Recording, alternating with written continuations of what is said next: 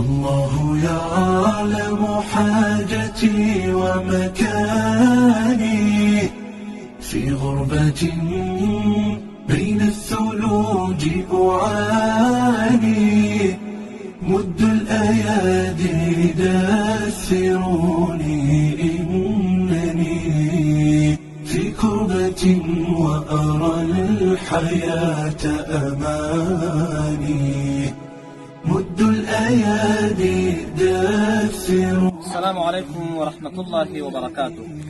زما ګرانو قدرمندو مسلمانانو خویندورونو، نن راغلیو د ننګرهار ولایت د وچ تنګي ساحې ته، او په دغه ځای کې چې کوم مسجد دی، هغې مسجد کې الحمدلله مدرسه هم ده، په ګڼ تعداد سره شاګردان دیني زده کړې کوي.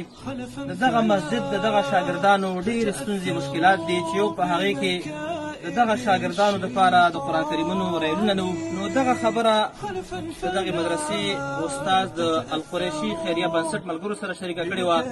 الحمدلله هغه مشکل د دغه شاګردانو حل شو. دغه شاګردانو ته اوس د قرآن کریمونو دپاره ریلونه واخیستلی شول. انشاءالله دغه مشکل د دې حل شو. په دغه ځای کې تاسو ګورئ ورونو، دغه مسجد آبادي نه لري. اوس تاسو ګورئ د خیمې په شکل باندې دوی دغه مسجد جوړ کړی دی، او د دې لاندې شاګردان درسونه هم وایي او په دې کې لمونځونه هم کوي، چې دا ډېر لوی مشکل دی. په اوړي کې به دلته ګرمي وي، اوس د ګرمۍ موسم را روان دی، په ژمي کې دلته یخني. نو دا د دغه مسجد ستونزې او مشکلات دي.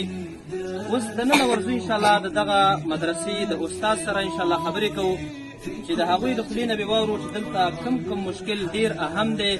نو هغه انشاءالله ستاسو سره شریکوو. راځئ تاسو زموږ تر اخره ملتیا وکړئ. وأرى الحياة أماني. تاسو محترم که راته ووایئ، مو خو وکتل دلته ستاسو یقیني چې مشکلات ډېر دي، خو اهم په دې کې کوم داسې مشکل دی چې هغه ستاسو د هغې نه معذور استئ او تاسو ته ډېر مشکل دی؟ زموږ مشکلات دغه مشکلات دي چې د مسجد آبادي نشته دی، مرچت هم نشته دی. مسجد هم چې دی د ټوټو نه جوړ کړی دی، اوړي کې ګرمي، ژمي کې یخني، او د درسونو ځای هم نشته دی. د شاګردانو لپاره د اوبو انتظام نشته دی. ټولو وروڼو نه غوښتنه کوو چې په دې کې زموږ سره کومک وکړي، همکاري راسره وکړي، او الله رب العالمین د دې لپاره د جنت سبب وګرځي. حارث محترم، په آخر کې که راته وویل القریشي خیریه بنسټ ملګرو ته مو زړه څه غواړي چې هغوی تاسو سره دغه مرسته وکړه؟ الحمدلله